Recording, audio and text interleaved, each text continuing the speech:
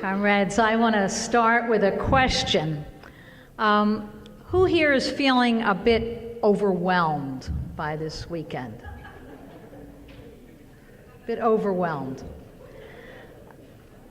Now, everyone here knows that we're living in a system that is in absolute crisis, chaos, and this capitalist system can't solve any of its problems. And it's getting worse. A hurricane in Puerto Rico or Houston, a plant closing, a fire in California, and you're on your own for survival. In an economic collapse or a natural disaster that impacts millions, there's no plan.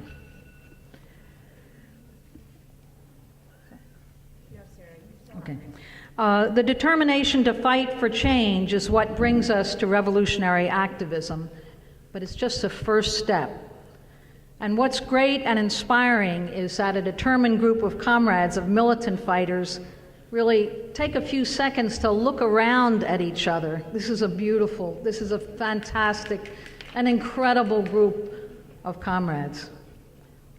This year's conference is affirming its growth in a way that we should take great heart, and we have to grow far larger. And we will, because conditions demand it. We're dynamic and always changing. Now, I wish I could tell everyone here, especially the new comrades, that the future is rosy and sure and the path is straight, but I can't. I can assure you, though, each militant here, that every revolutionary is more secure in a political party than you are on your own, trying to figure out how to understand a system that is based on chaos and intentional confusion. And that's what Workers' World Party is. It's an anchor in a wild storm. And prepare to get buffeted. Now, I want to pick up on Comrade Julie's report on social media. 54,000 views. That's kind of incredible. Really. Also, an unprecedented attack to shut down the stream by right-wing trolls, and a few comrades worked nonstop to fend that off. Non-stop. So just to hold this conference takes organizing security, outside, inside, and even on the internet. There are a few comrades like Comrade Paul here, who for years, in terms of what we call red tech, has really helped us move forward.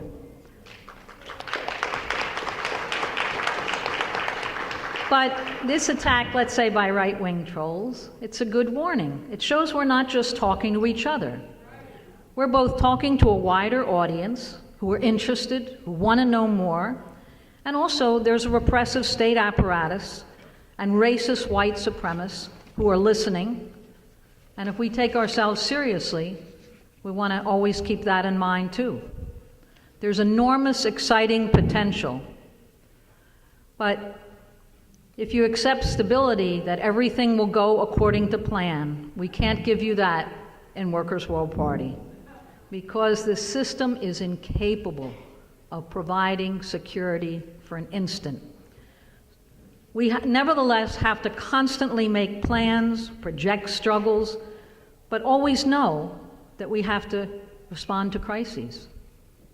We can make one plan and wake up tomorrow morning and find that Saudi Arabia has opened a war with Iran, that the US and Africa has moved forward on a dangerous new way, that there's a racist murder. So we can't predict what's coming at us except war, austerity, and disasters. And that's what we're built for. Our collective strength is a resource. Past struggles are a resource. Past communist revolutions and every form of past mass struggle are a rich history that is worthy of study. Revolutionary theory is a science and needs to be studied and creatively applied. Revolutionary theory is a science of applied solidarity on a working class basis. It's understanding national oppression. It's reading Lenin to understand the capitalist state and a worker state, imperialism, and the role and necessity of a party. Now, it takes training to be any kind of a skilled fighter, and that's what a cadre is, a trained revolutionary fighter. A fighter doesn't have just one move. You got to train to duck and weave and feint and dip and confront full on. It takes training to think a step ahead. And cadre training is never ending. It's constantly learning how to contend with the many crises that this system throws at us. There are many confusing issues, and it takes training to see through the corporate lies that are used to justify a system that's based on theft and duplicity. And that's why communists take up so many issues, so many struggles, so many fronts. The most important training is to answer with class truth every lie the ruling class and their lying corporate media throws at us. It's the only way to keep our class together, not get pulled in. Now, Workers' World Party has a consistent view of how we've survived decades of upheaval. It's very consistent. There's two classes in society. Workers' World is based on a view of what we call the global class war, two fundamental classes in society. 8 people in the world, they tell us now, own more than half the population of the planet. Just 4 years ago, they said it was 80. It shows how quickly capitalist concentration of wealth, so criminal, so extreme. Seems like there's only a handful of capitalists to expropriate, right? But to protect this system of expropriation and of theft by a handful of multi-billionaires, there's a state that has grown to gargantuan proportions, with a gigantic military machine, repressive police, the largest prison apparatus in the world, and a well-paid corporate media. And that's what we're up against. It can only maintain its dominance by creating new and more divisions in a dying system that needs racism and that funds the most reactionary ideas and fascist forces. U.S. imperialism is actually more dangerous and more desperate in its decline. So what are our tasks ahead? We have to find the ones who are looking for us. The working class, all the fighters who are determined to fight for a better world. And with them, build unity. And that's difficult and essential. What kind of unity? With who? Workers' World builds unity by consciously building solidarity with the most oppressed, the most marginalized, most isolated, the most ignored by society and the media, in order to raise up those struggles and include those struggles. From Black Lives Matter to migrants pushed out on every level, Indigenous, Muslims, disabilities in all of its many forms, the LGBT community, and each time giving voice, listening, and learning the demands.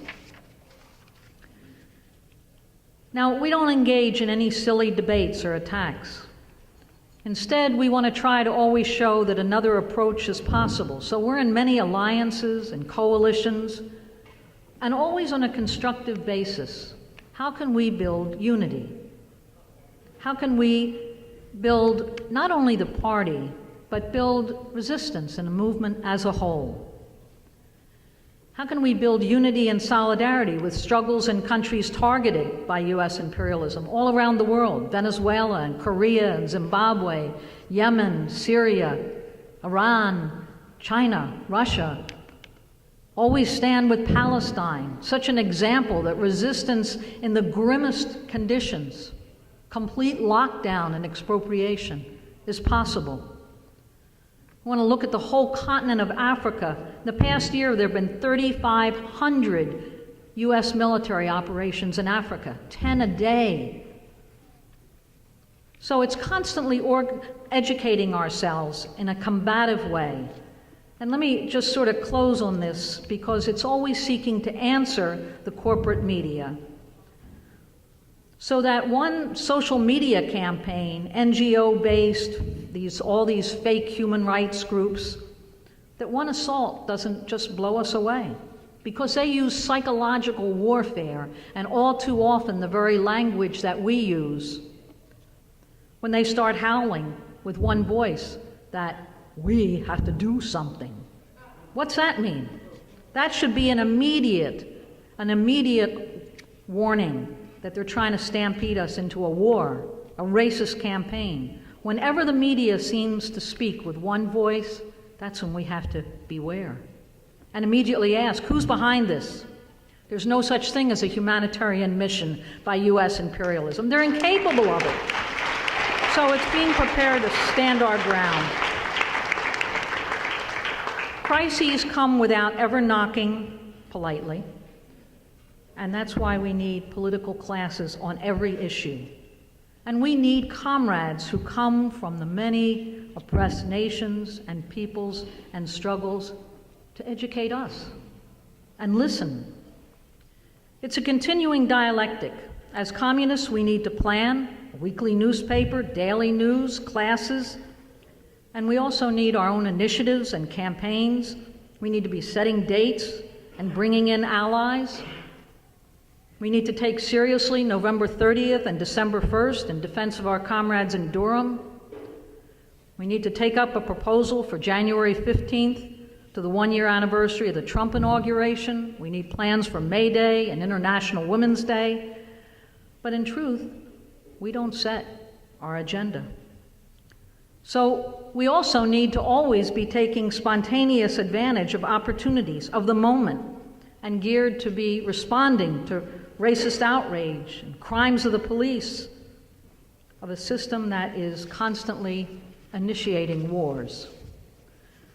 The most important thing is us training ourselves to be revolutionary cadre that are not ever caught off guard.